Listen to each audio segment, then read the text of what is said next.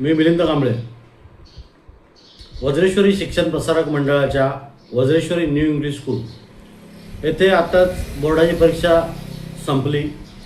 18 तारखेला जो पॉलिटिकल सायन्सचा विषय होता, पेपर होता, तर त्याच्या अगोदर तुम्हाला एक गोष्ट सांगतो। बोर्डाच्या परीक्षेत बोर्डाने स्ट्रिक्टली ऑर्डर शिक्षण संस्थांना दिलेली आहे की 11 ते 6 वाजेपर्यंतचं CCTV फुटेज हे बंधनकारक आहे आणि ते शासनाला त्यांना द्यायचं आहे। तर 18 तारखेला जो पॉलिटिकल सायन्स म्हणजे राज्यशास्त्राचा जो पेपर होता, त्याविषयी बोर्डाच्या गाडीने व्हिजिट मारली आणि त्याच्यामध्ये 2 विद्यार्थी आणि 2 शिक्षक यांच्यावर कारवाई करण्यात आली। मला माहीत पडल्यानंतर मी तिथल्या मुख्याध्यापकांना विचारलं। पहिल्यांदा त्यांनी टाळाटाळीची उत्तर दिली, त्यांनी काय सांगितलं नाही असं काय झालंच नाही, येऊन गेले ते तात्पुरती कारवाई असते ती, त्याला काय होत नाही। भामेरे सरांची अशी प्रतिक्रिया होती। त्यानंतर बऱ्याच वेळा फॉलोअप घेतला। नंतर मी शिक्षण अधिकारी महाजन सरांना फोन केला, म्हटलं अशी अशी कारवाई झालेली आहे, मला माहीत पडलेलं आहे। हो बोलले, झाली कारवाई झाली, आम्ही कारवाई केलेली आहे, मला प्रेस नोट द्या। प्रेस नोट देतो बोलून त्यांनी 4 दिवस घालवले।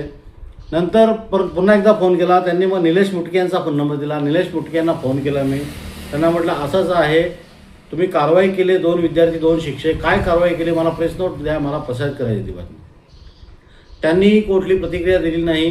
परत काल मी महाजन सरांना फोन लावला, सर म्हटलं तुम्ही प्रेस नोट देता, मला माझ्याकडे पूर्ण माहिती आहे, मी आज बातमी बनवतो, तुमच्या नावाने देखील बातमी बनवतो, तरी त्यांनी प्रेस नोट दिली नाही। तेव्हा त्यांनी कबुली केली की 2 विद्यार्थी आणि 2 शिक्षक यांच्यावर कारवाई करण्यात आली आहे। कोणती कारवाई केली काहीच माहीत नाही। परत मुख्याध्यापकांना फोन केला, सर अशी माहिती शिक्षण अधिकाऱ्यांनी दिली, हा झाले भाषा असत, त्यांनी तो विषय टाळा, या बसू आपण, पण त्यांनी काय मला माहिती नाही। म्हणून आज मी त्यांना काल सांगितलं होतं, जर तुम्ही मला आजपर्यंत माहिती दिली नाही तर मी ही बातमी प्रसारित करणार। बातमी प्रसारित करून माझा फायदा होणार आहे किंवा शिक्षणाचा फायदा होणार आहे किंवा त्या मुलांचा फायदा होणार आहे।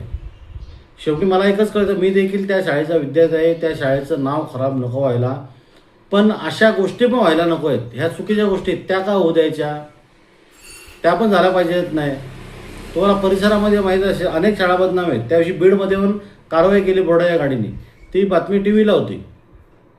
मग जर तुम्ही बोर्ड शासन जर कारवाई करतंय, तुम्हाला प्रेस नोट देणं बंधनकारक आहे, तुम्ही का देत नाही प्रेस नोट?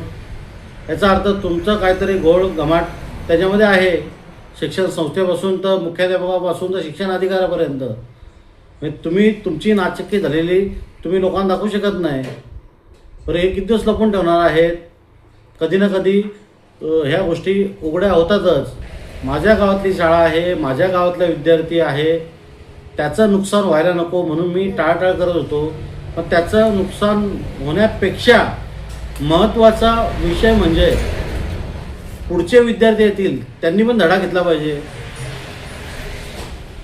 पुढचे विद्यार्थी शिकतील। अशी कारवाई होते म्हणजे एकाला शिक्षा आली तर पुढचा शिक्षा देण्याचं कारण काय असतं?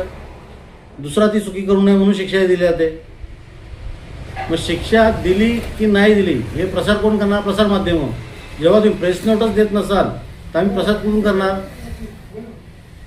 म्हणून अशा ह्या चुकीच्या पद्धती, कॉपी करण्याच्या पद्धती ह्या बंद झाल्या पाहिजेत। ह्या शिक्षण संस्थेच्या शिक्षण संस्था आणि इथले मुख्याध्यापक हे पूर्ण त्यांना पाठीशी करतात असा याचा अर्थ निघतो। त्यामुळे वज्रेश्वरी शिक्षण प्रसारक मंडळावर देखील कारवाई व्हायला पाहिजे। पहिल्यांदा त्या मुख्याध्यापक भामेरे सर त्यांच्यावर कारवाई व्हायला पाहिजे। आणि दुसरी गोष्ट, त्यांनी जी माहिती लपवली, प्रेस नोट का लपवली याचा खुलासा त्यांनी पहिल्यांदा केला पाहिजे।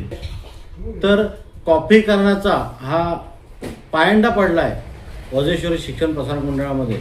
10वीच्या विद्यार्थी परिस्थिती, 12वीच्या विद्यार्थी तीच परिस्थिती, तो बंद व्हायला पाहिजे, हीच माझी इच्छा आहे। धन्यवाद।